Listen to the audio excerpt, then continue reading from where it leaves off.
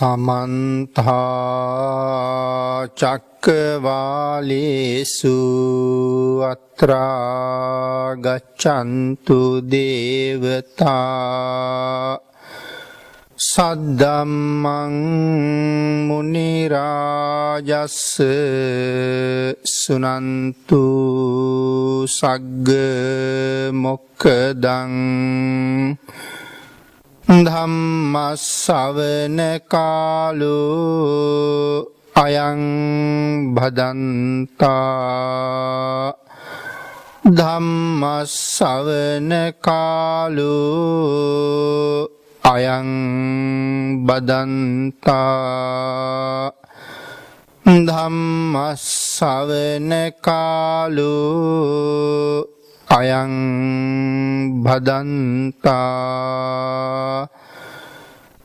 නමෝ තස්ස භගවතු අරහතු සබ්බ ධම්මේසු අප්පටිහත ඥානචාරස්ස දස බලදරස්ස චතු වේසාරජ්‍ය විසරදස්ස සබ්බ සත්තුත් තමස්ස ධම්මිස්ස රස්ස ධම්ම රාජස්ස ධම්මස්සාමිස්ස තථාගතස්ස සබ්බඤුනෝ සම්මා සම්බුද්දස්ස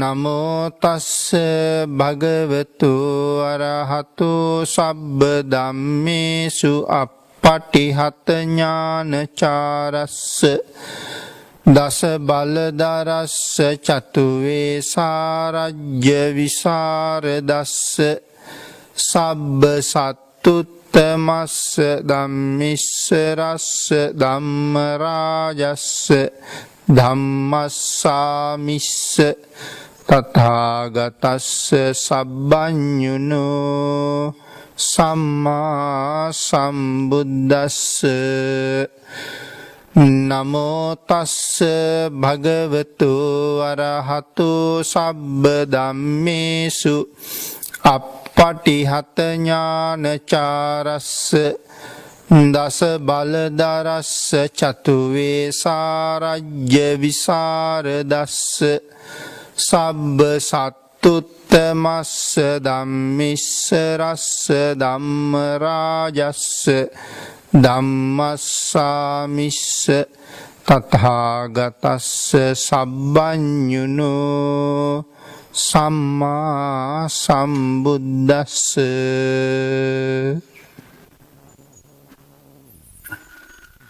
සද්ධර්ම ශ්‍රාවක කාරුණික ගුණගරුක බෞද්ධ පින්නතුනි, බොහෝම ශ්‍රද්ධාවෙන් යුක්තව මේ සියලු දෙනාම සූදානම් වෙන්නේ ලෞතර බුදුරජාණන් වහන්සේ විසින් ලෝක සත්වයන්ගේ හිතසුව පිණිස අවබෝධ කරගෙන දේශනා කොට වදාළ පරම ගම්බීර වූ ශ්‍රී සද්ධර්ම රත්නයෙන් අබමල් රේණුවකටත් වඩා අඩු බොහෝම පුංචි කොටසක් දේශනා කරවගෙන ධර්ම ගෞරවය පෙරදරි කරගෙන දේශනාගත ධර්මයේ ශ්‍රවණය කරන්නත් එසේ ධර්ම ශ්‍රවණය කිරීමෙන් ලැබෙන අවවාද අනුශාසනා තම තමන්ගේ ජීවිතවලට එකතු කරගෙන වඩාත් නිවැරදි මෙලව ජීවිතයක් සකස් කරගන්නත් නිවැරදි වුණ මෙලව ජීවිතයක් තුළින් සුගතිගාමී වූ පරලොව ආයිති භවයකින් සැනසෙන්නත් අවසානයේ ප්‍රාර්ථනා කරන බෝධියෙන් සැප සහිත ප්‍රතිපදාවෙන් අමා මහ නිවනින් සැනසීම ලබන්නත් මේ පුණ්‍ය ධර්මයන් හේතු වාසනා වේවා කියන ප්‍රාර්ථනාව ඇතුවයි. පින්තුනි, භාග්‍යවතුන් වහන්සේ දේශනා කොට වදාලා ඒ උතුම් ප්‍රාර්ථනාවන් මුදුන්පත් කරගන්න මහත් වූ බලාපොරොත්තුවක් පෙරදරි කරගෙනම ධර්ම ශ්‍රවණය කරන්න කියලා. ඒ බලාපොරොත්තුව තමයි මේ ධර්ම දේශනාව ශ්‍රවණය කරන අතරතුරදීම මාගේ පංච නීවරණ ධර්මයන් යටපත් වේවා. සප්ත බෝධ්‍යාංග ආදී උතුම් ධර්මයන් වැඩි දියුණු වේවා. මේ දේශනාව අතරතුරදීම මට උතුම් මාර්ගයක් ඵලයක් අවබෝධ වේවා කියන ප්‍රාර්ථනාවෙන් යුක්තවම නිවැරදිව ධර්ම ශ්‍රවණය කරමු. පින්තුනි, අද ධර්ම දේශනාවේ මාතෘකාව හැටියට මම යොදා ගන්න කල්පනා කළේ අපේ බුදුරජාණන් වහන්සේ දේශනා කොට වදාළ අති උතුම් සූත්‍ර දේශනාවක සඳහන් වෙන උතුම් ගාථා රත්නය. බද්දේක රත කියන සූත්‍ර දේශනාවල් වල තමයි මේ ගාථා රත්නේ සඳහන් වෙලා තියෙන්නේ. අජ්ජේව කිච්ඡං ආතප්පං කෝ ජඤ්ඤා මරණං සුයි නහිනෝ සංගරං තේන මහා සේනේන මච්චුනා. මේ ගාථා රත්නේ සරල තේරුම අජ්ජේව කිච්ඡං ආතප්පං, අද කළ යුතු දේ අදම කරන්න. කෝ ජඤ්ඤා මරණං සුයි, කවුද දන්නේ හෙට මැරෙයිද කියලා. නහිනෝ සංගරං තේන, නොමැරෙන කෙනෙක් නෑ, හැම කෙනෙක්ම මැරෙනවා. මේ ලෝකේ කොයි තරම් මිනිස්සු ජීවත් වුණාද? මහා සේනේන මච්චුනා, ඒ මහා සෙනග ඔක්කොම මැරිලා. වෙනතනින් මරණය ආපු දවසට මග අරින්න නම් පුළුවන්කමක් නැහැ. මාරයට අල්ලස් දෙන්න අපිට පුළුවන්කමක් නැහැ. මාරයට ඉඩකඩම් දීලා, ගෙවල් දොරවල් දීලා, සන්තෝෂ කරලා, කවලා, පොවලා, සතුටු කරවලා ජීවිතේ ඉල්ල ගන්න බෑ. කෝටි ගණන්, ප්‍රකෝටි ගණන්, රන් රිදී, මුතු මැණික් ආකර ගණන් දෙන්නම් මට තව එක මොහොතක් ජීවිතේ දෙන්න කියලා ඉල්ලන්න පුළුවන්කමක් නැහැ.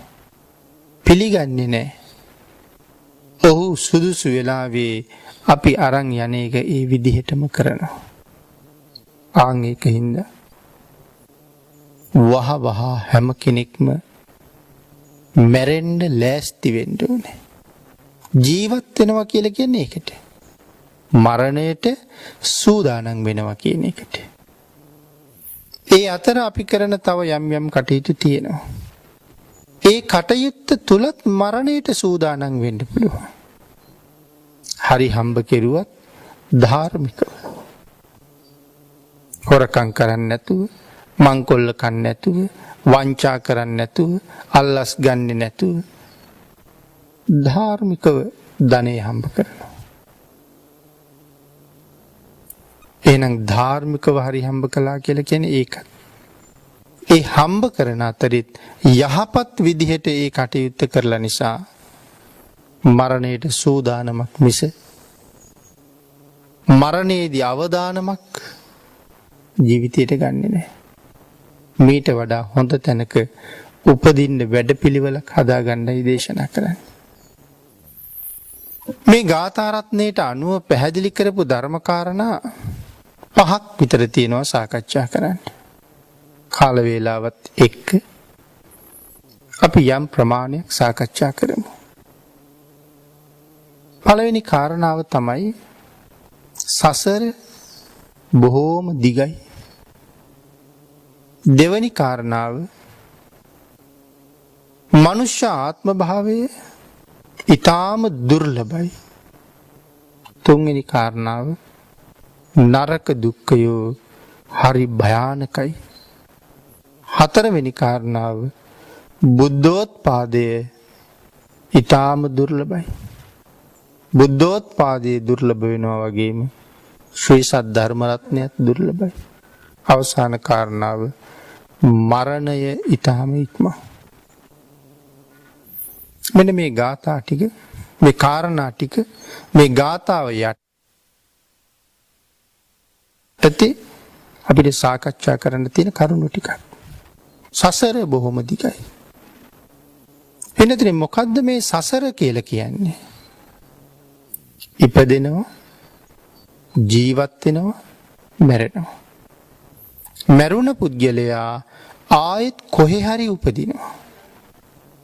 ජීවත්වෙනවා මැරෙනවා. මැරෙන පුද්ගලයා ආයෙත් කොහෙ හරි උපදිනවා. ජීවත්වෙනවා මැරෙනවා. සමහර අය උපදිනවා මොහොතින් මැරෙනවා.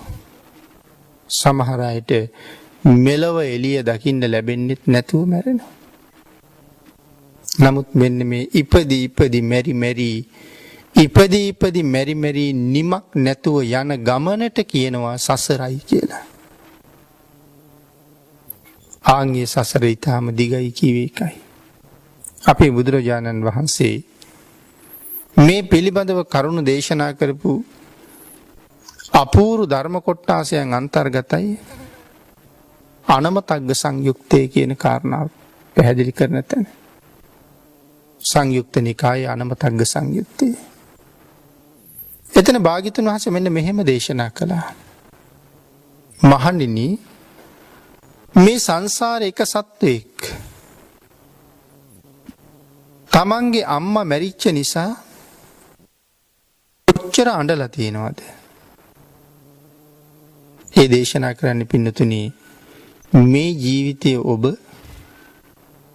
අම්මා කියනවා ඔබේ අම්මට. ආන්ගේ අම්මා ඔබේ මේ ජීවිතයේ මව ඔබට පෙර ජීවිතවලත් හම්බ වෙලා තියෙනවා. මයම තමයි රූපයෙන් වෙනස්, පෙනුමෙන් වෙනස්, නමින් වෙනස්, ගති ගුණ වලින් හැඩහුරුකම් වලින් වෙනස්. නමුත් මයම තමයි. එහෙමනම් මේ අනාදිමත් කාලයක් සංසාරේ මයම අපේ අම්මා වෙලා තියෙනවා. එහෙමනම් මම මේ සංසාරේ ඇය වෙනුවෙන් කොච්චර අඬලා තියෙනවද? එක්කෙනාම තමයි වෙනස් ස්වභාවයෙන් ඉපදිලා මගේම අම්මා වෙලා. ආන්ගේ අඬාපු කඳුළු මහා සාගරයේ ජලයට වඩා වැඩි කියලා දේශනා කළේ. එන්නතේ මහා සාගරයේ ජලයට වඩා වැඩියෙන් කඳුළු සාගරයක් පුරවන්න. මේක සාමාන්‍ය කෙනෙකුට තේරෙයිද? ශ්‍රද්ධාව නැති කෙනෙක් පිළිගනීද? භාග්‍යවතුන් වහන්සේ මේ දේශනා කරපු කාරණාව භාග්‍යවතුන් වහන්සේ දන්නාසේක. මම නොදනිමි කියන කාරණාව තුළ මනාව යමෙක් පිහිටියා නම් ඔහුට තමයි මේක තේරෙන්නේ. භාග්‍යවතුන් වහන්සේ ශාස්ත්‍රු, මම ශ්‍රාවක. එහෙමනම් භාග්‍යවතුන් වහන්සේ දන්නාසේක, මම නොදනිමි. දේශනා කළා නම් යම් දෙයක්, ඒකේ මට කිසිම සැකයක් නැහැ. මොකද මගේ ශාස්ත්‍රුන් වහන්සේ බොරු කියලා නෑ ලෝකේ කවදාවත්ම. ආන්ගේ නිසා ශාස්ත්‍රුන් වහන්සේම දන්නවා. එක අම්මා කෙනෙක් වෙනුවෙන් මේ සංසාරේ අඬාපු කඳුළු මහා සාගර ජලයට වඩා වැඩි. පින්නතුනි, ඒ තරම් කඳුළු සාගරයක් පුරවන්න කොයි තරම් කාලයක් අඬන්නේද? මේ ජීවිතේ අම්මා මැරිලා නම් අපි අඬාපු හැටි මතකනම් කල්පනා කරන්නකෝ, අඬු කෝප්පයක් පිරෙන්න ඇඬුවද කියලා. කඳුළු ආවද අඬු කෝප්පයක් පිරෙන්න?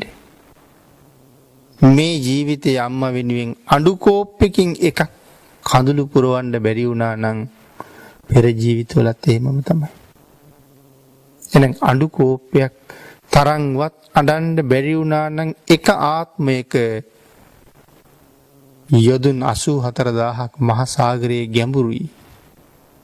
ගැඹුරට යනකොට මහා මේරු පර්වත රාජයාගේ යොදුන් 168000ක උස යොදුන් 84000ක්ම තියෙන මහ මුහුදේ යට කියලා ධර්මයේ තියෙනවා. මහ මුහුද ඒ තරම් ගැඹුරුයි. පෙරක් පරක් සීමාවක් නැහැ මහා සාගරේ. ලංකාවේ තියෙන්නේ එකම මුහුද. ඈත කෙරවලේ ඇන්ටාටිකාවේ තියෙන්නේ ඒ මුහුදම තමයි. කොහෙවත් නෑ වැටකොටු මායි. මහා සාගරයේ කොහෙත් එකයි. තැන් තැන් වල නම විතරක් වෙනස්. මහ පොළවත් කොහෙත් එකයි. නමුත් තැන් තැන් වල නම වෙනස්. ඒ නිසා ගම් නගර වෙන් වෙලා තියෙනවා අහවල් අහවල් නම්. මහා සාගරයත් එහෙමයි. ලංකාව තියෙන පැත්තේ මහ මුහුදට ඉන්දියන් සාගරය කියලා කියනවා. තව ඈතට යනකොට ඇට්ලන්ටික් සාගරය කියලා කියනවා.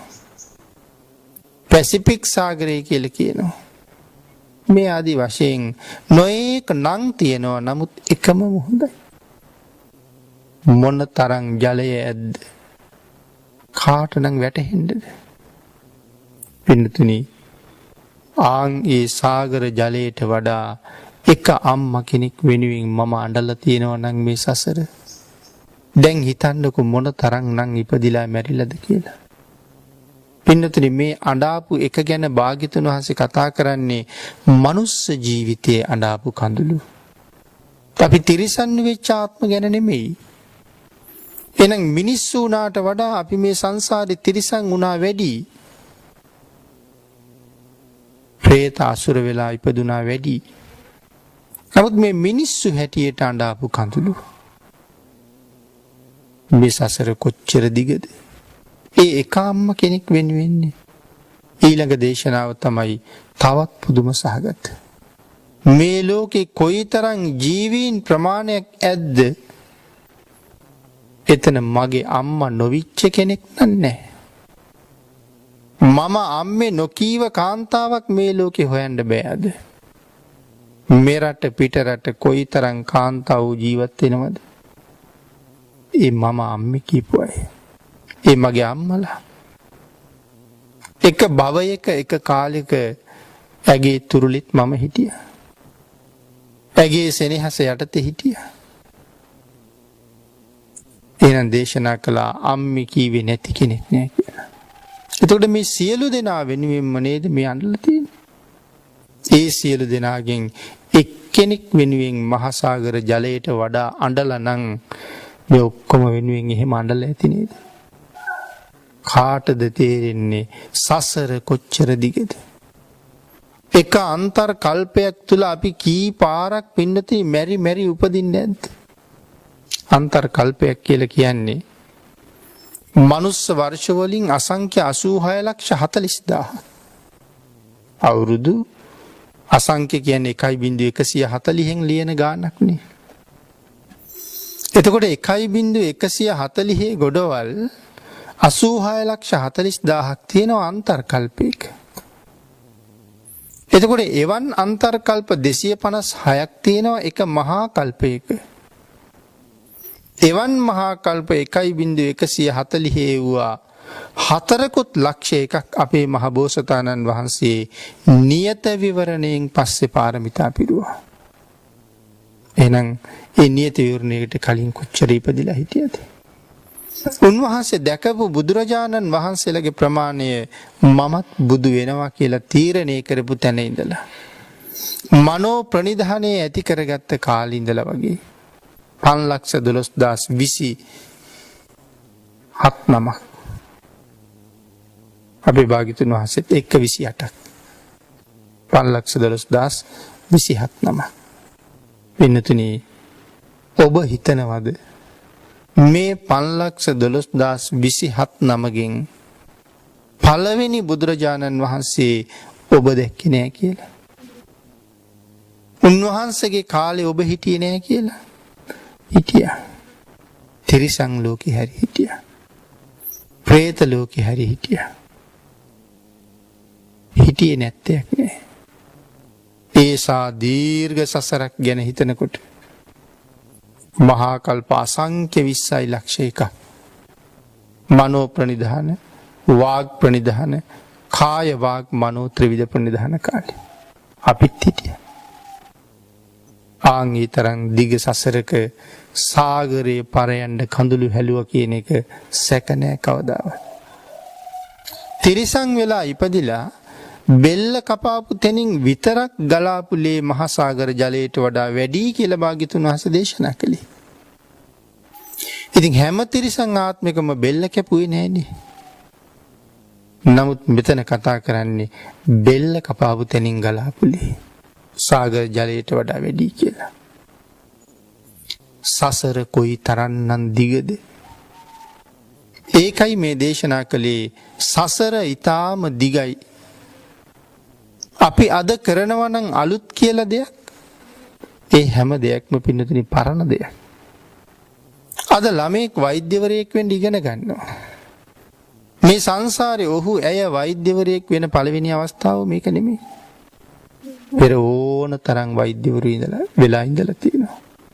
නමුත් එදා ඉගෙනගත්ත ශිල්පය මැරිලා ඉපදිච්ච නිසා ආයෙ මතක නැහැ.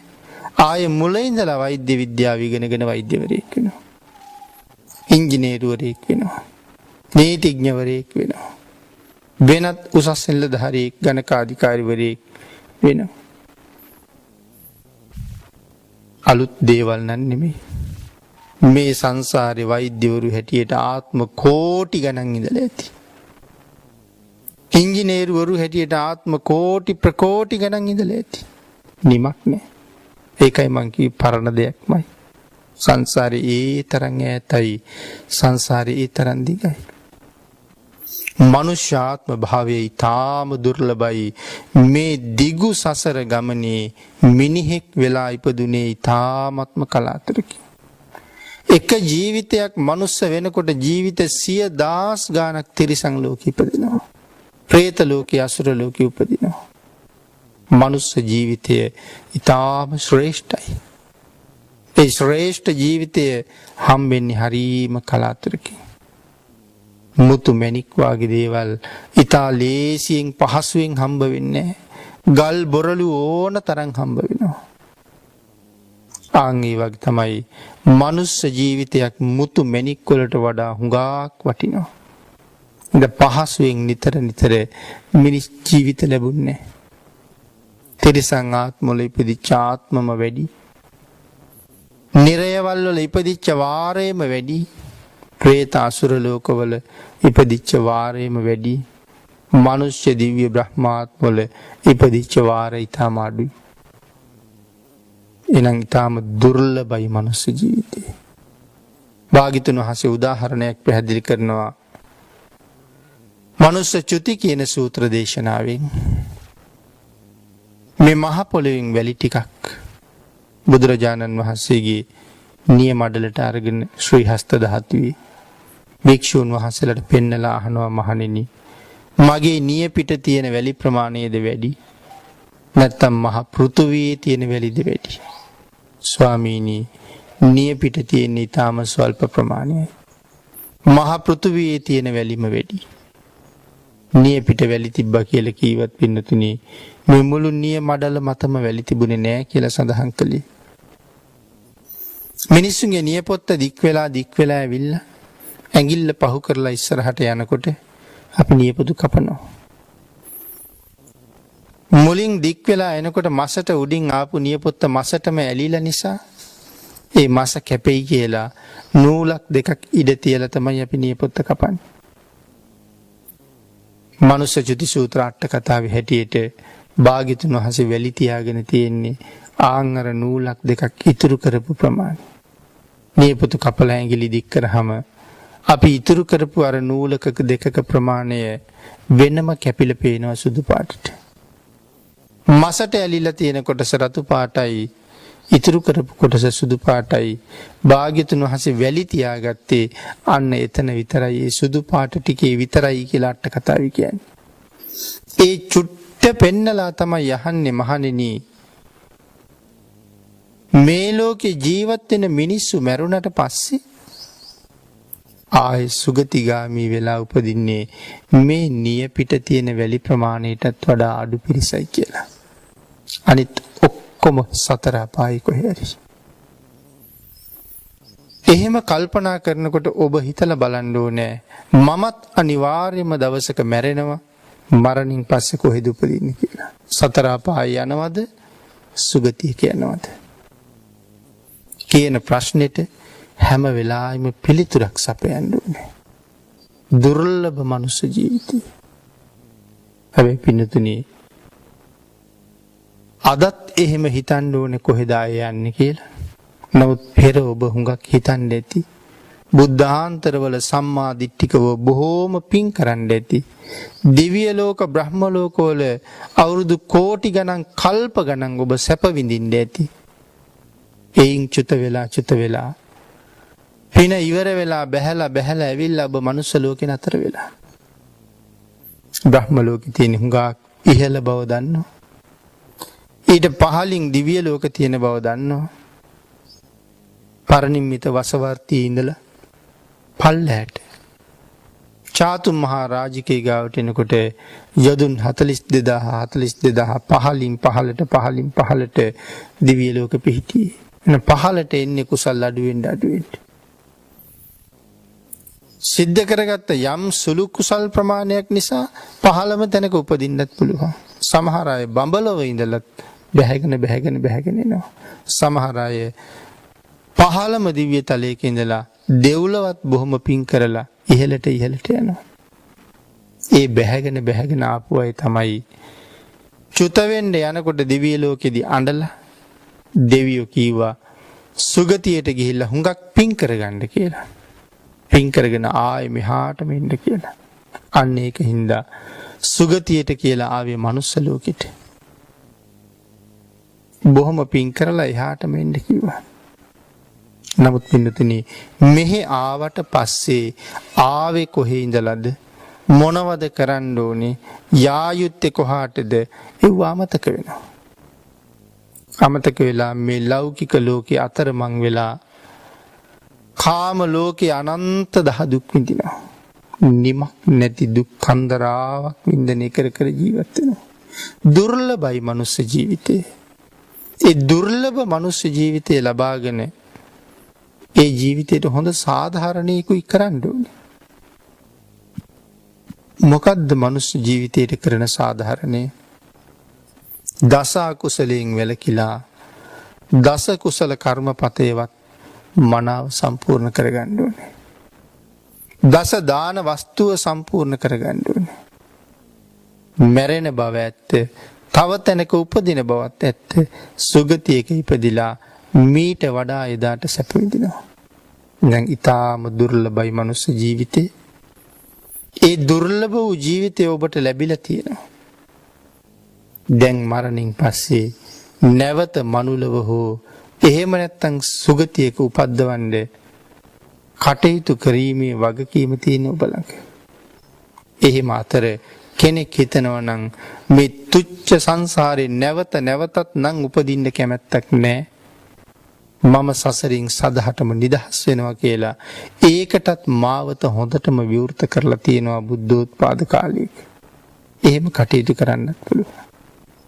භාග්‍යතුන් වහන්සේ ගොඩක් සතුටුයි යමෙක් එහෙම උත්සාහ දරනවනම්. එහෙනම් ඊළඟට දේශනා කළා බුද්ධෝත්පාදේ ඊටාම දුර්ලභයි. පින්නතුනි බුදුවරු ලෝකේ හැමදාම පහළ වෙන්නේ නැහැ. ඊටාම කලාතුරකින් තමයි බුදු කෙනෙක් ලෝකෙට පහළ වෙන්නේ. බුදුරජාණන් වහන්සේලා දෙනමක් අතර කාලයේ කල්ප ගණන් ගෙවිලා යනවා. මහා කල්ප අසංඛ්‍ය ගණන් ගෙවිලා තියෙනවා බුදුවරු ලෝකේ නෑ. හැබැයි බුදුවරු පහළ නුනොත් මේ ලෝකේ හොඳ නරක මොනවද? පින පව මොනවද? අපි දන්නේ නැහැ. කල යුත්ත නොකල යුත්ත හරියටම දන්නේ නැහැ. සුගතිය දුගතිය ගැන දන්නේ නැහැ. දුගතියටම තමයි පාර. සුගතිගාමී වෙන අය ඒ කාලෙටත් ඊටාම ස්වල්ප ප්‍රමාණයේ ඉන්නේ. නමුත් බුද්ධාන්තරයක අසංඛ්‍ය ගණන් සත්වයෝ සසරින් මිදෙනවා. ඒ තරම් බුද්ධාන්තරේ වටිනවා. නමුත් මහ බෝසත්වරු ලෝකේ හරි හිගයි. ඒ නිසාම බුද්ධත්වයේ ඒ තරම්ම දුර්ලභ වෙලා. බුදු වෙනවා කියන්නේ මේ ලෝකේ තියෙන අමාරුම වැඩි. බුද්ධත්වයේ ලබනවට වඩා වෙන ලබන්න අමාරු දෙයක් මේ ලෝකේ නෑ. ලෝකේ තියෙන අමාරුම වැඩි බුදු වෙනවා කියන එක. ඒක වෙනම සාකච්ඡා කළ යුතු සියුම් කාරණා තියෙන මාතෘකාවක්. ඒකයි බුදුවරුන්ගේ මෙච්චර දුර්ලභ බවක් තියෙන්නේ. බුද්ධත්වය සඳහා පාරමිතා පුරන්නන්ගේ හිගයක් තියෙනවා. එහෙනම් ලෞතුරා බුද්ධත්වයේ ලබන්න පාරමිතා සියල්ලම සම්පූර්ණ කරලා ඉවර වුණාට පස්සේ සතපුම් 1000 ගාණක් එන ගහපු ලෑලි පේලියට තියලා කෙනෙකුට කීවොත් ඒ බුද්ධත්වයේ ලබන්න බලාපොරොත්තු වෙන කෙනෙකුට කීවොත් මේ එන ලෑලි උඩින් එන මත හිටගෙන යා යුතුයි කියලා එක හෙලාම කියන්න ඕනේ හා කියලා. ඊටාම උල් සහිත එන ගහලා තියෙනවා. යොදුන් ගානක් ගිනි අඟුරු පාර දිගේම අතුරලා බුදු වෙන්න ඕනේ නම් මේ ගිනි අඟුරු උඩින් යන්න ඕනේ කියලා කියහම එක පයින් හා කියන්න ඕනේ. එනිදි ඔය දෙකම සැපයි.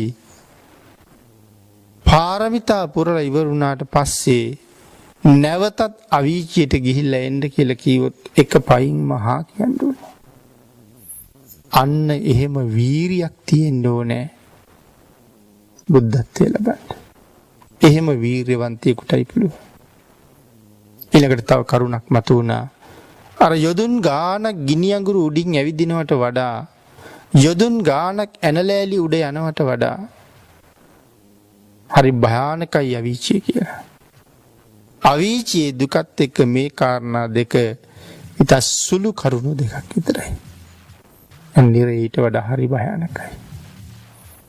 අද අපි ඒ නිරයනුත් මිදිලා සතර අපායෙන්ම මිදිලා නරක තිරිසන් ප්‍රේත අසුර මනුස්ස ජීවිතයට ඇවිල්ලා ඉන්නවා. දැන් හුස්ම ගියොත් නරක තිරිසන් ප්‍රේත අසුර කියන සතර අපායේ ඉපදෙන්න තියෙන ඉඩ වැඩි. 99% තරම් ඉඩ තියෙන එහෙයන්ට 100ට 1-2 වගේ තමයි සුගතිගාමී වෙන්න ඉඩ තියෙන්නේ. ආන්ගේ උතුම් සුගතිය හොයන්න වහවහ වෑයම් කරන්න තියෙනවා නම් ලැබුණා නම් ජීවිතයක් ඒ මනුස්ස ජීවිතයයි. මිනිස්සෙක් වුණත් සම්මා දිට්ඨික වෙන්න ඕනේ. ඔබට ලැබිලා නම් ඒ අවස්ථාව තව කුමට පරක්කු වෙනවද? වහවහාම ඒ වෙනුවෙන් කටයුතු කරන්න. ඒකයි මං කිව්වේ ජීවත් වෙනවා කියලා කියන්නේ මැරෙන්න සූදානම් වෙනවා කියන එකට කියලා. සූදානන්ද කියලා අහලා බලන්න. දැන් මැරුණොත් සූදානන්ද? දැන් මැරෙන්න අවස්ථාව ආවොත් ලෑස්තිද යන්න? දුක නැතුව අඬන්න නැතුව වැළපෙන්නේ නැතුව යන්න පුළුවන් ස්වභාවයක් තියෙනවද කියලා අහලා බලන්න. එහෙම නැත්තම් කවදා හරි ඔව් දැන් මම මැරෙන්න ලෑස්ති කියලා තමන්ගේ හිත ඔබට කියන තුරු ඔබ ඒ වෙනුවෙන් කටයුතු කරන්න. ඒකටයි බුද්ධෝත්පාදේ ලැබිලා තියෙන්නේ. බුදුරජාණන් වහන්සේ තමයි ඒකට මඟ කියලා තියෙන්නේ. සුගතිගාමී මගත් කීවා දේශනා කළා භාග්‍යතුන් වහන්සේ. නිවන් මගත් දේශනා කළා භාග්‍යතුන් වහන්සේ.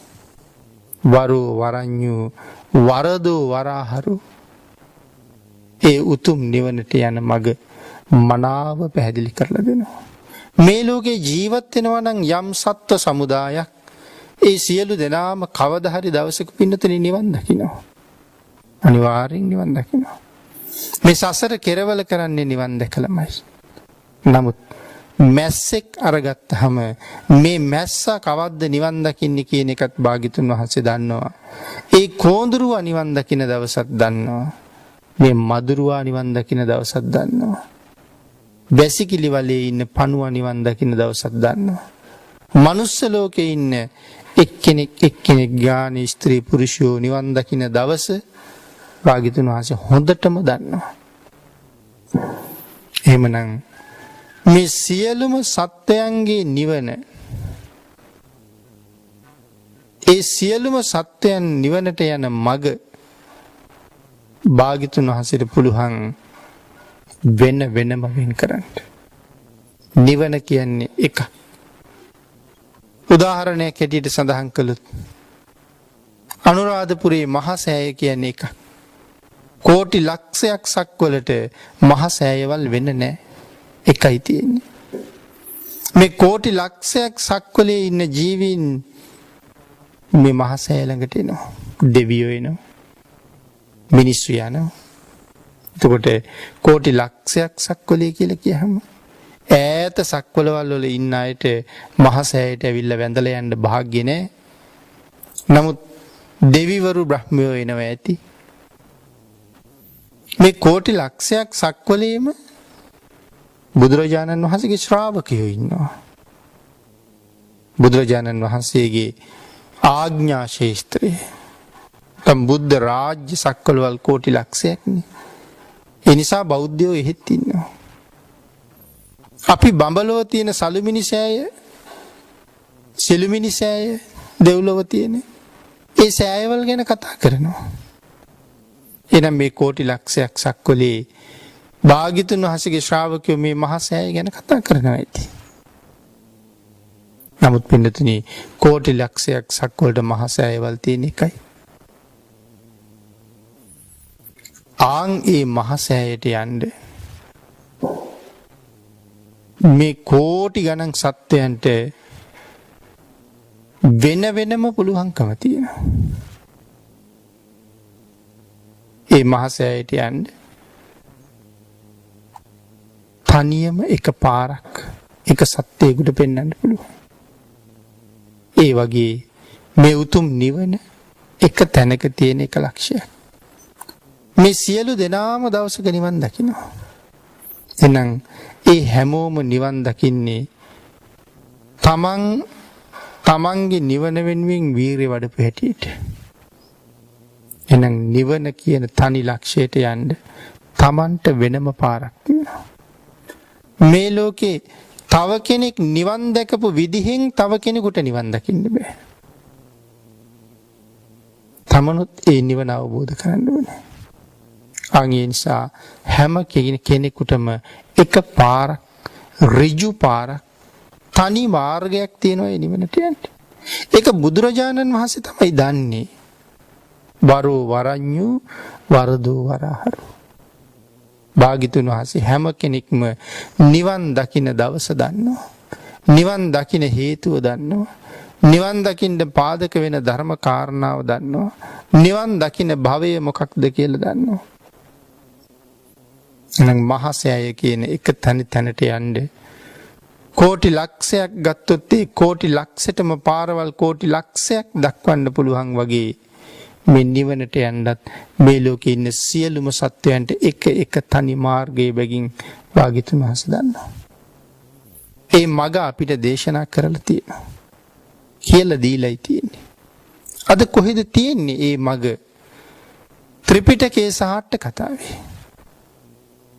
භාග්‍යතුන් වහන්සේ දේශනා කරපු මඟ ත්‍රිපිටකයේ සාහට්ට කතාවේ තියෙනවා. කවුරු හරි කෙනෙක් මේ පිටකයෙන් හොයනවා නම් ඔබට ඒක හම්බ වෙනවා.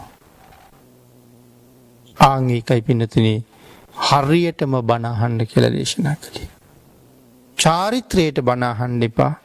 සසරින් එතර වීම පරමාර්ථය කරගෙන සුගතියට යන්න පරමාර්ථයක් සකස් කරගන්න බණ අහන්න. හරියටම බණ අහන්න. සුතා දතා වචසා පරිචිතා මනසානුපෙක්කිතා දිට්ඨියා සුප්පටිවිද්දා. මෙන්න මේ ආකාර යටතේ බණ අහන්න. නිවැරදිව සද්ධර්ම ශ්‍රවණය කරනකොට පදයක් ගානේ එක වචනයක් අත්හරින්නේ නැතුව බණ අහනකොට කවදා හරි දවසක ඔබේ ජීවිතේ වෙනස් කරන ධර්ම කාරණා ඔබට හම්බ වෙනවා. සමහර අය කතා කරලා කියනවා මෙන්න මේ බණ පදේ තමයි මගේ ජීවිතේ වෙනස් කළේ කියලා. මෙතන තමයි මගේ ජීවිතේ හැරවුම් ලක්ෂ්‍යය තිබුණේ කියලා. ඒ ඔහුට දැනුණ තැන.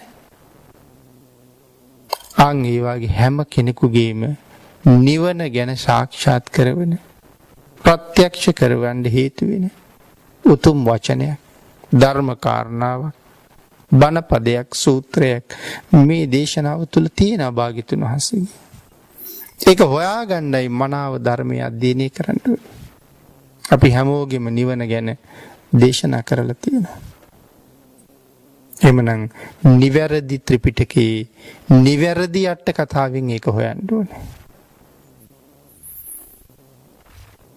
ධර්මය ඊටම දුර්ලභයි පින්නතුනි. අද දුර්ලභ නෑ. ඔබ අහලා තියෙනවනේ. සමහර රජවරු දහම් සොඬාදී රජවරු රාජ්‍ය අත්හැරලා ධර්මය හොයාගෙන වල් වැදුණා. ඒත් ධර්මය නෑ. යක්ෂයෙක් මුණ ගැහිලා කීවා මම බණ දන්නවා මම බණ කියන්නම්. හැබැයි මට බඩගිනි මං උඹ කාලා බණ කියන්නම් කිව්වා. ඉතින් මම කෑවහම කවුද බණ අහන්නේ? එහෙනම් බඩගින්න නිමෙන්නත් ඕනේ. බණ අහන්නත් ඕනේ. මහා කන්දක් පෙන්නලා රජුරු කියනවා මං අර කන්ද උඩට නැගලා කන්ද ඉඳලා පල්ලෙහාට පයින්නවා. ඔබ පල්ලෙහාට වෙලා කට අරගෙන හිටපන්.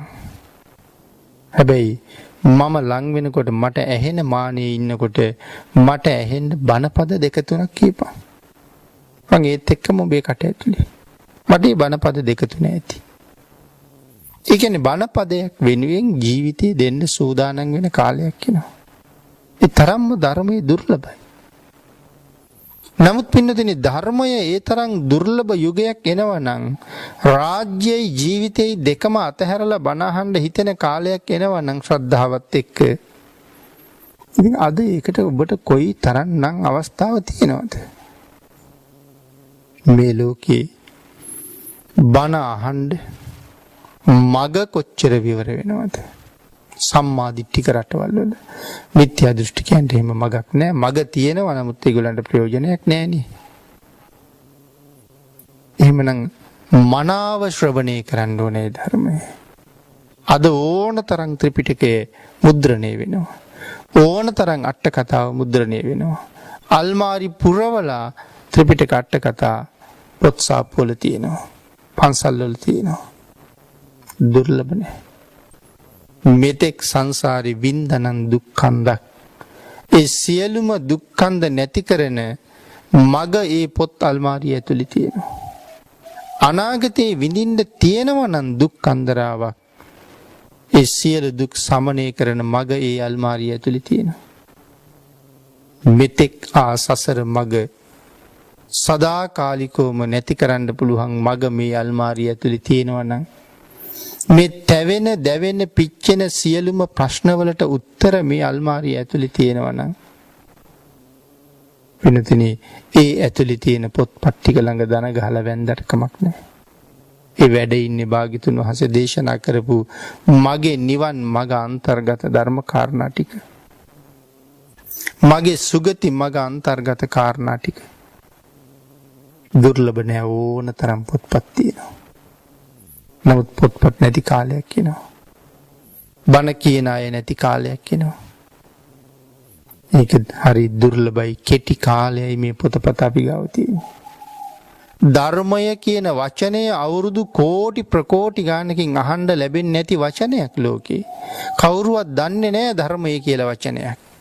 කවුරුවත් දන්නේ නැහැ බුද්ධ කියලා වචනයක්. කවුරුවත් දන්නේ නැහැ ධම්ම කියලා වචනයක්. කවුරුවත් දන්නේ නැහැ සංඝ කියලා වචනයක්. මේ කාලේ මේ වචන තුන නිතර නිතර ඇහෙන හින්දා අපිට ඒකේ ලොකු වටිනකමක් නැහැ. මේක හැම කාලෙම ඇහෙන වචනයක් නෙමෙයි. ඒක හින්දා බුද්ධ රතනයත් දුර්ලභයි, ධර්ම රතනයත් දුර්ලභයි, මනුස්ස ජීවිතයත් දුර්ලභයි, සසර බොහොම දිගයි. ඒක නිසා මේ සියල්ල සම්පින්ඩණය වෙලයි තියෙන්නේ. නරක දුක්ඛයෝ බොහෝම භයානකයි. නරක කීවේ නිරයට. නිරා දුක භාග්‍යතුන් වහන්සේ දේවදූත සහ බාලපණ්ඩිත කියන සූත්‍රවල දේශනා කළේ. බාලපණ්ඩිත සූත්‍රයේ එක උදාහරණයක් පැහැදිලි කළා භික්ෂුන් වහන්සේලාට. මහණෙනි, රජ්ජුරුව ළඟට හොරෙක් අරගෙන ඇවිල්ලා. රජ්ජුරුව නියම කරනවා ඒ හොරාට උදේ කාලේ හෙල්ලෙන් 100ක් අනින්න කියලා. එලි පාරවල් 100ක් යනලා. නිරේ දුක ගැන ස්වාමීනි උපමාවක්වත් දේශනා කරන්න කියනකොටයි මේ කාරණාව පැහැදිලි කරන්නේ. එතන හෙලි පාරවල් 100ක් යන්නහම මොන වේදනාවක් තියෙනවද කියන කාරණාව අපිට තේරෙන්නේ නැහැ. මොකද අපිට එහෙම ඇනලා නැති හින්දා. නමුත් ඔබ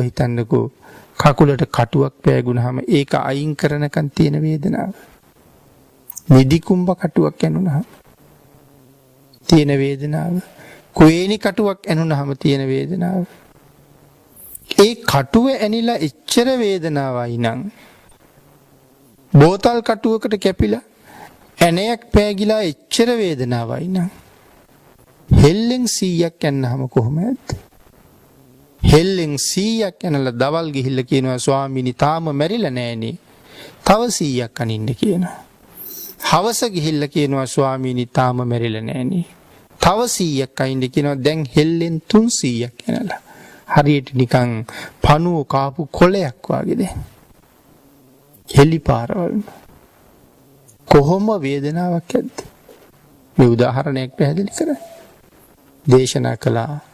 මහණෙනි, ඒක වේදනාවක් නෙමෙයි, නිරයේ තියෙන වේදනාවත් එක්ක, නිරයේ විඳින්න වෙන දුකත් එක්ක ඕක වේදනාවක් නෙමෙයි කියලා. මහා මේරු පර්වතයේ පාමුල තියාපු ඊටාම කුඩා ගල් කැටයක් කොයි වගේද? නිරා දුක මහා මේරුව වගේ නම්, නැත්නම් හිමාලය කන්ද වගේ නම් ඊළඟ තියාපු ඊටාම කුඩා ගල් කැටයක් වගේ තමයි ওই හේලි පාරවල් 300. නිරය පින්නතුනි ඒ තරම්ම දුක්ඛදායකයි. මේ සූත්‍ර දෙකට අනුව අති දීර්ඝ ආයුෂයි, නිමක් නැති ආයුෂ. නිමක් තියෙනවා අපිට තේරෙන්නේ නැහැ. ඒකයි අපේ හැටියට නිමක් නැහැ කියලා කිව්වේ. චාතු මහරජික දෙවියන්ගේ ආයු ප්‍රමාණය මනුස්ස වර්ෂ වලින් අවුරුදු 90යි. පල්ලහැම දිව්‍ය ලෝකේ ආයුෂ අඩුම දිව්‍ය ලෝකේ දෙවියන්ගේ ආයු ප්‍රමාණය අපේ අවුරුදු වලින් අවුරුදු 90යි. දේශනාවේ සඳහන් කරන්නේ ඒ 90 අඩුම ආයුෂ තියෙන අපායට එක දවසයි කියලා. අවුරුදු 90ක් එක දවසයි. අපිට පැය 24ක් එක දවසයි. 90 ඒවා 360ක් අවුරුද්දයි. එවන් අවුරුදු 500ක් ආයුෂයි. බිලියන 1620ක්. පල්ලහැම අපාය ආයු ප්‍රමාණය දක්වනවා. 6 වෙනි දිව්‍ය ලෝකයේ ආයු ප්‍රමාණය අවුරුදු 921 කෝටි 60 ලක්ෂයක්. 6 වෙනි දිව්‍ය ලෝකේ. මේ අවුරුදු 921 කෝටි 60 ලක්ෂය 6 වෙනි අපායට එක දවසයි. 921 කෝටි 60 ලක්ෂය 360ක් අවුරුද්දයි ඒ දිව්‍ය ලෝකයේ ආයුෂ. එතකොට එවන් අවුරුදු කොච්චර කාලයක් ජීවත් වෙන්නද? සඳහන් කරනවා එවන් අවුරුදු 1600ක් 921 කෝටි 60 ලක්ෂය වූ 360ක් අවුරුද්දයි එවන් අවුරුදු 1600ක් මෙන්න මේ පරිනිම්මිත වසවර්තියට අවශ්‍යයි. කොහොමද ගණන් හදන්නේ? කොහොමද ඉලක්කමින් කියන්නේ? සැපයිද මේක ඇතුලේ? මැරෙනවා උපදිනවා, මැරෙනවා උපදිනවා, මැරුණ ගමන්ම උපදිනවා, ආයෙත් ඒ දුක, ආයෙත් මැරෙනවා, ආයෙත් උපදිනවා. නිමක් කළ නොහැකි අසීමාන්තික දුක්ඛන්දරාවක් තියෙන මේ මහා නිරය ඊටාම භයානකයි. ගිය කෙනෙක් හිතන්න පුළුවන් නම් හිතුවේ මනුලොවට යන්න ලැබුණොත් අයනම් නිරය පැත්ත පලාතෙවත් වෙන්නේ කියලා. නමුත් එහෙන් නිදහස් වෙලත් මනුලවාහම නිරය කියලා එකක් තියෙනවද කියලා තමයි අහන්නේ. මතක නෑ මැරිලා ඉපදිච්ච හින්දා. නමුත් ඒක සසරේ හැටි නරක දුක්ඛයෝ බොහොම භයානකයි. දේවදූත බාලපඬිත කියන සූත්‍ර දෙකේම නිරය ගැන භාග්‍යතුන් වහන්සේ කරුණු දැක්වුවා. ශ්‍රද්ධාවෙන් බුදුරජාණන් වහන්සේ පිළිගන්න කෙනා කොහොමද හිතන්නේ කියලා මම සඳහන් කළා. භාග්‍යතුන් වහන්සේ ශාස්ත්‍රු, මම ශ්‍රාවක. ශාස්ත්‍රූන් වහන්සේ දන්නාසේක මම නොදනිමි. ලෝකයට බොරු කියන්න මහා කල්ප අසංඛ්‍ය 4ක් දුක් විඳින්නේ නැහැ. ලෝකෙට මේ සත්‍යතාවය කියලා ඔවුන් සසර දුකින් අත මුදවන්නයි එච්චර දුක් විඳින්නේ. අන් එක දැනගෙන මේ නිරේවල් හරි භයානකයි කියන කාරණාව තේරුම් ගන්න ඕනේ. මේවා අපේ මහ ගෙදර වගේ. ඔබ මම අද බණ අහන්න ඔතෙන්ට ඇවිල්ලා ඔබ වාඩි වෙනකොට ඔබේ වයසේ සීමාවට මේ මහ පොළොවේ අඩි කීයක් තියලා ඇද්ද? ඔබ පය තියාපු තැන පෑගුණ වැලියට ගණන කොච්චර ඇද්ද? ආන්ගේ වැලි ප්‍රමාණය ගනින්න පුළුවන්ද? පින්නතුනි ගැන්නොත් ඊට වඩා ඔබ ඔය නිරේ ඉපදිලා තියෙනවා. දුක් විඳලා තියෙනවා. සසරේ තරම් දිගයි. අවසාන දේශනා කළා මරණය ඊටම ඉක්මන් කියලා. මරණය ඕනෙම වෙලාවක මං හොයාගෙන ඉන්න පුළුවන්. හෙට උදේට මම මැරෙන්නේ නෑ කියලා කෙනෙක් හිතනවා නම් ඒ මරණය ගැන දන්නේ නැති, ධර්මය ගැන දන්නේ නැති කෙනෙකුටයි එහෙම හිතෙන්නේ. හෙට උදේට ඔබ මැරෙන්න පුළුවන්. හෙට උදේ වෙනකන් ඉන්න එකක් නැහැ. අද හවසටත් මැරෙන්න පුළුවන්. මේ දැනුත් මැරිලා වැටෙන්න පුළුවන්.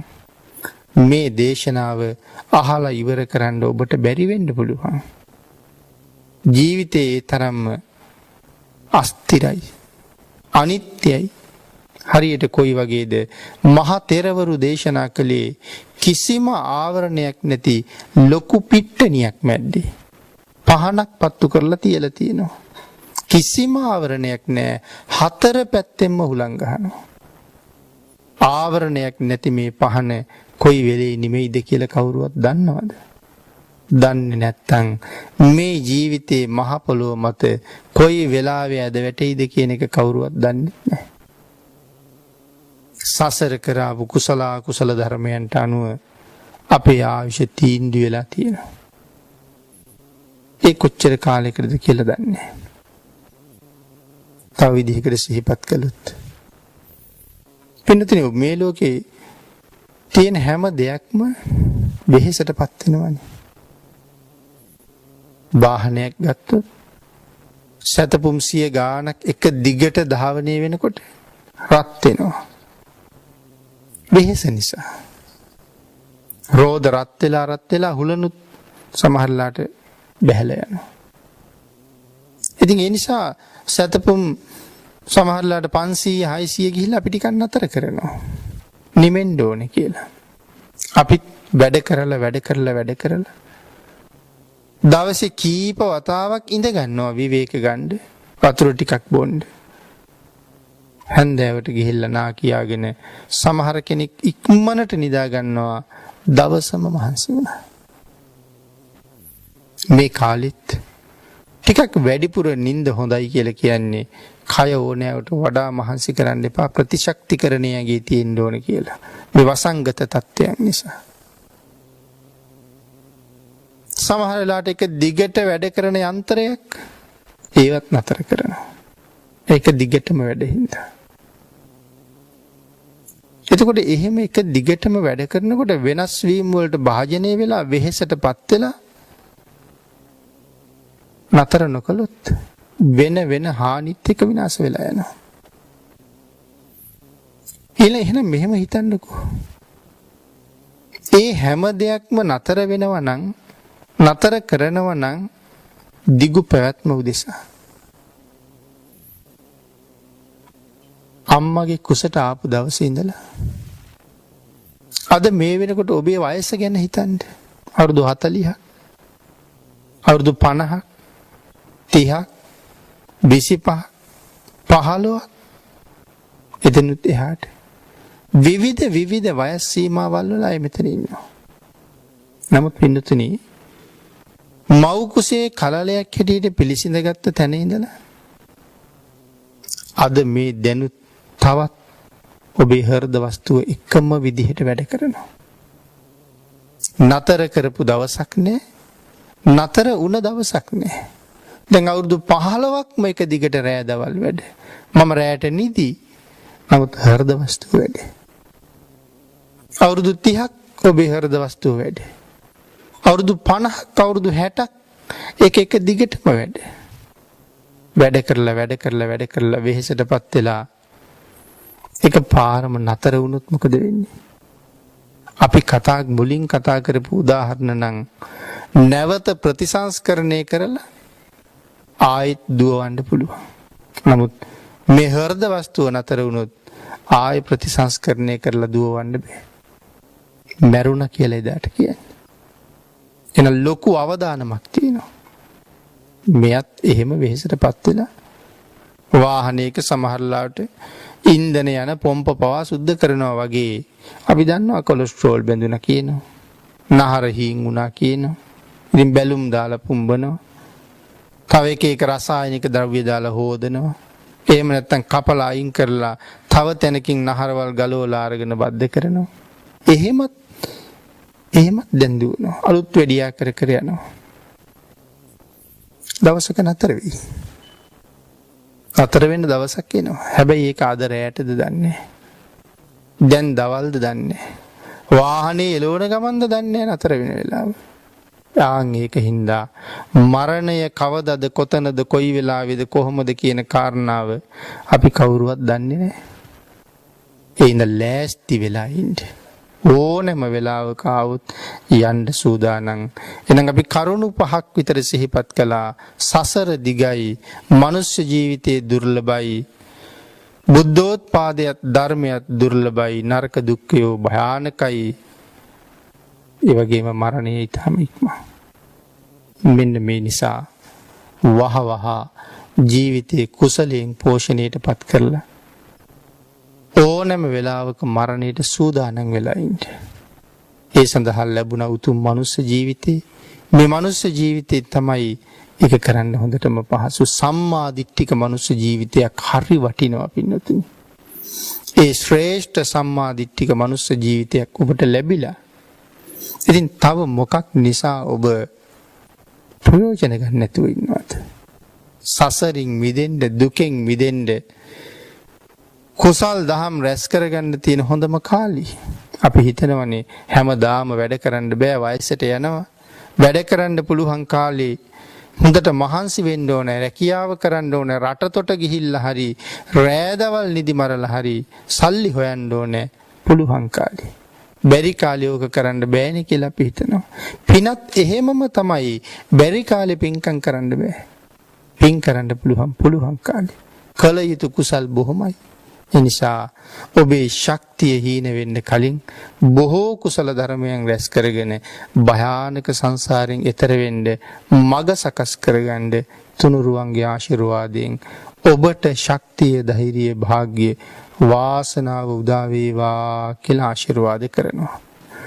ආකාසට්ඨා ච බුම්මට්ඨා දේවා නාග මහිද්దికා පුඤ්ඤන්තං අනුමෝදිත්වා චිරං රක්ඛන්තු ලෝක සාසනං දේවෝ වස්සතු කාලේන සස්්‍ය සම්පatti හෝතු ච පීතෝ භවතු ලෝකෝ ච රාජා භවතු ධම්මිකෝ.